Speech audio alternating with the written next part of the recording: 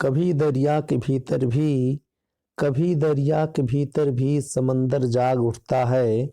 कभी दरिया के भीतर भी समंदर जाग उठता है। मिले सम्मान हीरे का तो पत्थर जाग उठता है। मेरा ईश्वर तेरा अल्लाह मालिक एक हैं सबके। मेरा ईश्वर तेरा अल्लाह मालिक एक हैं सबके। मेहरबानी जो उसकी हो मुकद्दर जाग उठता है। नमस्कार साथियों, मास्टर प्लान एजुकेशन पे आप सभी का स्वागत है। आज हम class 11th NCERT chapter number 3 समानता यानी इक्वलिटी की बात करेंगे और इस पूरे चैप्टर को समझने का प्रयास करेंगे कि समानता क्या है। चलिए तो इस अध्याय की शुरुआत करते हैं बिना किसी समय गंवाए।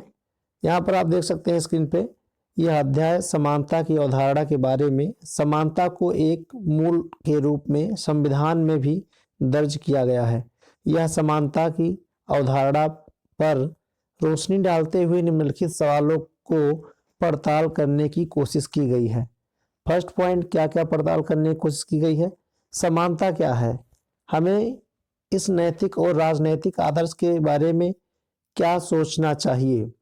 सेकेंड पॉइंट की अगर हम बात करें तो यहाँ देख सकते हैं क्या समानता का मतलब व्यक्ति से हर स्थिति में एक समान बर्ताव करना है। इस समानता की ओर कैसे बढ़ सकते हैं और जीवन के विभिन्न क्षेत्रों में असमानता को न्यूनतम कैसे कर सकते हैं। नेक्स्ट पॉइंट की अगर हम बात करें तो हम समानता के राजनीतिक, आर्थिक और सामाजिक आयामों को अलग अलग कर कैसे समझ सकते हैं। इन सवालों को समझने और सुलझाने के क्रम में हमारा सामना समाजवाद, याद रखेंगे, समाजवाद, मार्क्सवाद और उदारवाद और नारीवाद, यानी समाजवाद, मार्क्सवाद, उदारवाद और नारीवाद जैसे अपने समय की कुछ खास विचारधाराओं से होगा।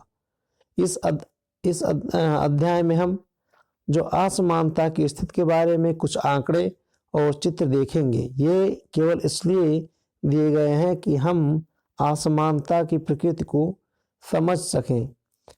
इस आंकड़ों और जो चर्चाएं हैं, चित्रों को याद करने की जरूरत नहीं है, अर्थात ये हमें समझाने के लिए खोल दिए गए हैं। नेक्स्ट अगर हम मूव करें नेक्स्ट पैसेज पे, यहाँ आप देख सकते हैं 3.1 को आप ध्यान से देखें। अगर यहाँ पर पॉइंट मेंशन है 3.1 समानता, यानी समानता महत्वपूर्ण क्यों है, क्या इंपॉर्टेंस है समानता की, यहाँ बातें दी गई हैं। समानता एक शक्तिशाली नैतिक और राजनीतिक आदर्श के रूप में कई शताब्दियों से मानव समाज को प्रेरित और निर्देशित करता रहा है। समानता की सभी अवस्थाओं और धर्मों में समाविष्ट है। हर धर्म ईश्वर की रचना के रूप में प्रत्येक मनुष्य के समान महत्व की घोषणा करता है। समानता की अवधारणा एक राजनीतिक आदर्श के रूप में उन विशिष्टताओं पर जोर देती है जिसमें तमाम मनुष्य रंग, लिंग, वंश या राष्ट्रीयता के आधार के बाद भी साझेदार होते हैं। समानता का दावा यह है कि समान मानवता के कारण सभी मनुष्य समान महत्व और सम्मान पाने योग्य हैं। साझी मानवता की यह धारणा ही सार्वभौम मानवाधिकार या मानवता के प्रति अपराध जैसी अवधारणाओं के पीछे रहती है। बहुत सी सामाजिक संस्थाएं और राजसत्ता लोगों में पद, धन, हैसियत या विशेषाधिकार की असमानता कायम रखती है। आधुनिक काल में सभी मनुष्यों की समानता का राजसत्ता और ऐसी सामाजिक संस्थाओं के खिलाफ संघर्षों में एकजुटता लाने वाले नारे के रूप में इस्तेमाल किया गया है। 18वीं शताब्दी के उत्तरार्ध में हुई फ्रांसीसी क्रांति में भूसामंती अभिजन वर्ग और राजशाही के खिलाफ विद्रोह के दौरान स्वतंत्रता, समानता, भाईचारा फ्रांसीसी क्रांतिकारी का नारा था।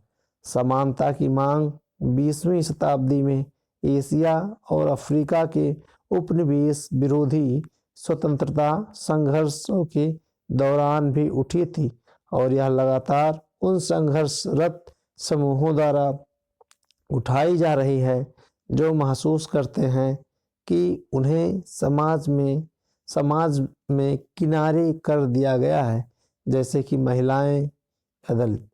मैं उन लोगों को जानता हूँ, वे सभी किसी न किसी रूप में विश्वास करते हैं उनमें, उनके बारे में जब मैं जानता हूँ, वे सभी समानता संदेश देते हैं।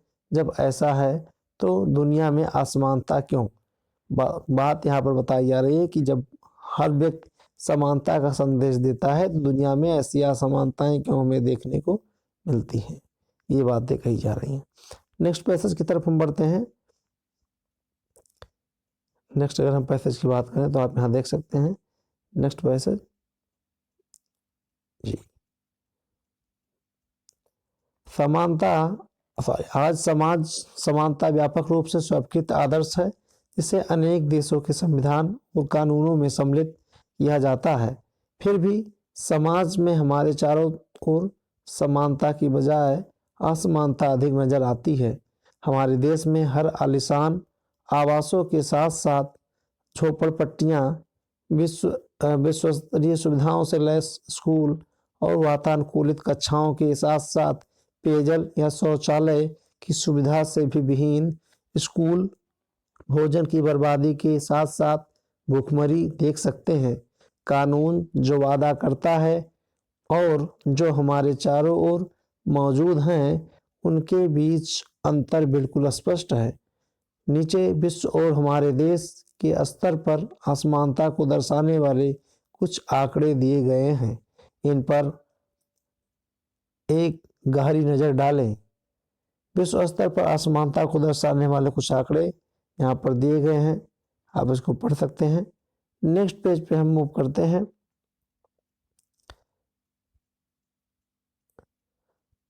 असमानता, अब यहाँ आप आंकड़े देख सकते हैं, कौन कौन से आंकड़े दिए गए हैं।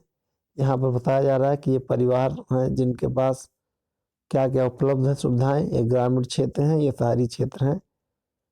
और यहाँ पर आपके पास अपने परिवार के लिए क्या आप यूज करें, जैसे बिजली का कनेक्शन। ग्रामीण क्षेत्र का अगर डाटा देखें 44% लोगों के पास है। शहरी की बात करें तो 88%। मकान में जो है नल के कनेक्शन, तो यहाँ पर ग्रामीण क्षेत्र में 10%, शहरी में 50%। इस प्रकार से जो है टेलीविज़न की बात करें अगर हम, तो ग्रामीण में 19%, शहरी में 64%। ऐसे इस प्रकार से साइकिल की बात करें, स्कूटर की बात करें तो ग्रामीण में 7%, शहरी में 25। कर की बात करें तो ग्रामीण में 1 और शहरी में 6। यहाँ हमारा यहाँ पर हमारा सामना एक विरोधाभास से होता है।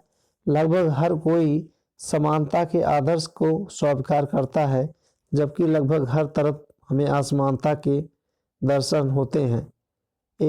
हम एक ऐसी जटिल दुनिया में रहते हैं जिसमें धन, संपदा, अवसर, कार्य, स्थिति और शक्ति की भांति असमानता है।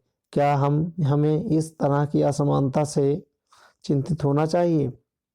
क्या ये सामाजिक जीवन के अस्थायी और अपरिहार्य लक्षण हैं, जो मनुष्य की प्रतिभा और योग्यता के साथ साथ सामाजिक विकास और संपन्नता में उनके योगदान के अंतर को भी प्रतिबंधित करते हैं? क्या ये असमानताएं हमारी सामाजिक स्थिति और नियमों के कारण पैदा होती हैं? ये ऐसे प्रश्न हैं जिन्होंने दुनिया भर के लोगों को वर्षों से परेशान कर रखा है। इस तरह के सवालों में समानता को सामाजिक और राजनीतिक सिद्धांतों का केंद्रीय विषय बना दिया है। राजनीतिक सिद्धांत के छात्र को सवालों की एक लंबी श्रृंखला का सामना करना पड़ता है। इसी तरह का एक सवाल है कि समानता का क्या निहितार्थ है, जबकि हम बहुत से मायने में बड़े स्पष्ट रूप से अलग हैं। यह बात कहने का आशय क्या है कि हम अब समान हैं। हम समानता के आदर्श के माध्यम से क्या पाना चाहते हैं? क्या हम आय और रुतबे के सभी अंतरों को मिटाने का प्रयास कर रहे हैं? दूसरे शब्दों में, हम किस तरह की और किसके लिए समानता पाना चाहते हैं? समानता की अवधारणा के बारे में कुछ और प्रश्न भी उठाए गए हैं। हम यहीं पर उन पर भी विचार करेंगे। समानता को बढ़ावा देने के लिए क्या सभी लोगों की ने हमेशा बिल्कुल एक तरह का व्यवहार करना चाहिए? नेक्स्ट पैसेज की बात करते हैं हम लोग। 3.2 आप यहाँ देख सकते हैं। 3.2 में मेंशन है, इन चित्रों पर एक नज़र डालें। अश्वेत लोगों की बैठने की जगह कहाँ पर है? पीछे रखी गई है। प्रवेश नहीं, किसका? कुत्ते निग्रो मैक्सिकोवासी पीने का पानी। यहाँ देखिए श्वेत अश्वेत विश्राम गृह केवल श्वेत लोगों के लिए, अश्वेत लोगों के लिए विश्राम गृह की व्यवस्था यहाँ नहीं की गई है। मतलब ये क्या दिखाता है? यह असमानता को दिखाता है। ये चित्र मनुष्य के लिए नस्ल और रंग के आधार पर भेदभाव की ओर संकेत करते हैं। ये हमसे अधिकांश को अस्वीकार हैं। वास्तव में इस तरह के भेदभाव समानता के हमारे आत्मबोध का उल्लंघन करता है। समानता का हमारा आत्मबोध कहता है कि साझी मानवता के कारण सभी मनुष्य बराबर संपन्न, समान और परवाह के हकदार हैं। हालांकि लोगों से बाहर सम्मान का व्यवहार करने का मतलब जरूरी नहीं है कि हमेशा एक जैसा व्यवहार करना भी हो। कोई भी समाज अपने सही सदस्यों के साथ सभी स्थितियों में पूर्णतः एक समान बर्ताव नहीं करता। समाज के सहज कार्य व्यापार के लिए कार्य का विभाजन जरूरी है। अलग अलग काम और अलग अलग लोगों का महत्व और लाभ भी अलग अलग मिलता है। कई बार इस बर्ताव में यह अंतर न केवल स्वीकार हो सकता है बल्कि जरूरी भी लग सकता है। उदाहरण के लिए, प्रावधानों या सेना के जनरल को विशेष सरकारी दर्जा या सम्मान देना हमें तब तक समानता की धारणा के विपरीत नहीं लगता जब तक कि उसका दुरुपयोग ना हो, लेकिन कुछ अलग किस्म की असमानताएं अन्यायपूर्ण लग सकती हैं। अब सवाल यह है कि कौन सी विशिष्टताएं और विभेद स्वीकार किए जाने लायक हैं और कौन सी नहीं। कई बार लोगों में से अलग तरह का बर्ताव इसलिए किया जाता है कि उनका जन्म किसी खास धर्म, नस्ल, जाति या लिंग में हुआ है। हम असमानता के इन आधारों को अस्वीकार करते हैं, लेकिन लोगों को आकांक्षाएं और लक्ष्य अलग अलग हो सकते हैं और हो सकता है कि सभी को समानता सफलता ना मिले और वे अपने अंदर जो है छुपी संभावनाओं को राजनीतिक विकसित करने में सक्षम हैं। तो ऐसा महसूस नहीं होगा कि समानता खतरे में है। कुछ लोग अच्छे संगीतकार हो सकते हैं जबकि कुछ नहीं। कुछ प्रसिद्ध वैज्ञानिक बन सकते हैं जबकि कुछ और कड़े परिश्रम या चेतना के लिए विख्यात हो सकते हैं। समानता के आदर्श से जुड़े होने का यह मतलब नहीं है कि सभी तरह के अंतरों का उन्मूलन हो जाए। इसका मतलब केवल यह है कि हमसे जो व्यवहार किया जाए और हमें जो भी अवसर प्राप्त हो वे जन्म या सामाजिक परिस्थितियों से निर्धारित नहीं होने चाहिए। नेक्स्ट पॉइंट अगर बात करें अवसर की समानता की हम, तो यहाँ देख सकते हैं कि समानता की अवधारणा में यह निहित है कि सभी मनुष्य अपनी दक्षता और प्रतिभा को विकसित करने के लिए तथा अपने लक्ष्य और आकांक्षाओं को पूरा करने के लिए समान अधिकार और अवसरों के हकदार हैं। इसका आशय यह है कि समाज में लोग अपनी पसंद और प्राथमिकताओं के मामलों में अलग हो सकते हैं। उनकी प्रतिभा और योग्यता में भी अंतर हो सकता है और हो सकता है इस कारण से कुछ लोग अपने चुने हुए क्षेत्रों में बाकी लोगों से ज़्यादा सफल हो जाएं, लेकिन केवल इसलिए कि कोई क्रिकेट में पहले पायदान पर पहुंच गया है या कोई बहुत सफल वकील बन गया है, समाज को आसमान नहीं माना जा सकता। दूसरे शब्दों में सामाजिक दर्जा, संपत्ति या विशेषाधिकारों में समानता का अभाव होना महत्वपूर्ण नहीं है, लेकिन शिक्षा, स्वास्थ्य और सुरक्षित आवास जैसी बुनियादी चीज़ों की उपलब्धता में असमानता में कोई समाज असमान और अन्यायपूर्ण बनता है। प्राकृतिक और सामाजिक असमानताएं की बात अगर हम करें तो क्या है प्राकृतिक और सामाजिक असमानताएं, आप यहाँ देख सकते हैं। प्राकृतिक और सामाजिक असमानताओं की बात करते हैं तो राजनीतिक सिद्धांत में प्राकृतिक असमानताएं और सामाजिक असमानताओं में अंतर किया जाता है। प्राकृतिक असमानताएं लोगों में उनकी विभिन्न क्षमताओं, प्रतिभा और उनके अलग अलग चयन के कारण पैदा होती हैं। समाजनित असमानताएं वे होती हैं जो समाज में अवसरों की असमानता होने या किसी समूह का दूसरे के द्वारा शोषण किए जाने से पैदा होती हैं। प्राकृतिक असमानताएं लोगों की जन्मगत विशिष्टताओं और योग्यताओं का परिणाम मानी जाती हैं। यह आमतौर पर मान लिया जाता है कि जो प्राकृतिक विभिन्नताओं को बदला नहीं जा सकता। दूसरी ओर वे सामाजिक असमानताएं हैं जिन्हें समाज में पैदा किया है। उदाहरण स्वरूप कुछ समाज बौद्धिक काम करने वालों को शारीरिक कार्य करने वालों से अधिक महत्व देते हैं और उन्हें अलग तरीके से लाभ देते हैं। वे विभिन्न वंश, रंग या जाति के लोगों के साथ भिन्न भिन्न व्यवहार करते हैं। इस तरह के भेदभाव में समाज के मूल्य प्रतिबिंबित होते हैं और इसमें से कुछ हमें निश्चित रूप से अनुचित लग सकते हैं।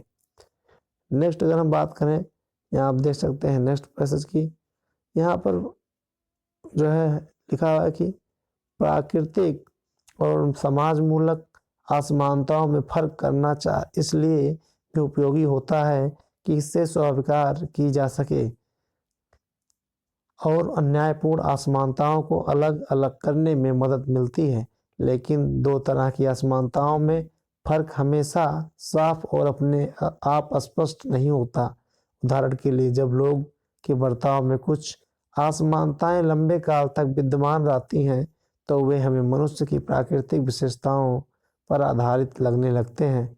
ऐसा लगने लगता है कि जैसे कि वे जन्मगत हो और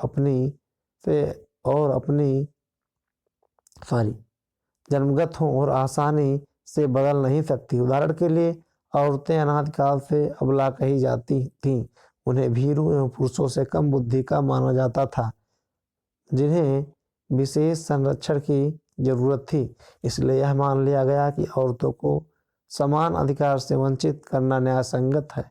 अफ्रीका में काले लोग उनके औपनिवेशिक शासकों द्वारा कम बुद्धि वाले, नीरे बच्चे और महज शारीरिक श्रम, खेल कूद और संगीत में बेहतर माने गए। यह धारणा दास प्रथा जैसी संस्थाओं को न्यायोचित ठहराने में प्रयुक्त हुई। ऐसा सभी मानकों और मूल्यांकनों पर अब सवाल उठाए जा रहे हैं। उन्हें प्राकृतिक लक्षण पर आधारित मानने से अधिक जनता की प्रकृति और राष्ट्र की सत्ता के बीच के फर्क का प्रतिबिंब करना माना जाता है। प्राकृतिक विशिष्टता की धारणा से एक और समस्या उत्पन्न होती है। वह यह है कि प्राकृतिक मानी गई कुछ विभिन्नताएं अब अपरिवर्तनीय नहीं रही। उदाहरण स्वरूप चिकित्सा विज्ञान और तकनीक प्रकृति ने विकलांग व्यक्तियों की समाज में प्रभावी ढंग से काम करना असंभव बना दिया। आज कंप्यूटर नेत्रहीन व्यक्ति की मदद कर सकता है। परियारदार कुर्सी और कृत्रिम पांव शारीरिक अक्षमता के निराकरण में सहायक हो सकते हैं। यहाँ तक कि कॉस्मेटिक सर्जरी से किसी व्यक्ति की शक्ल सूरत भी बदली जा सकती है। प्रसिद्ध भौतिकवादी स्टीफन हॉकिंग शायद ही चल या बोल सकते हैं, पर उन्होंने विज्ञान में बड़ा योगदान दिया है। आज अगर विकलांग लोगों को उनकी विकलांगता से उबरने के लिए जरूरी मदद और उनके कामों के लिए उचित प्राथमिक देने से इस आधार पर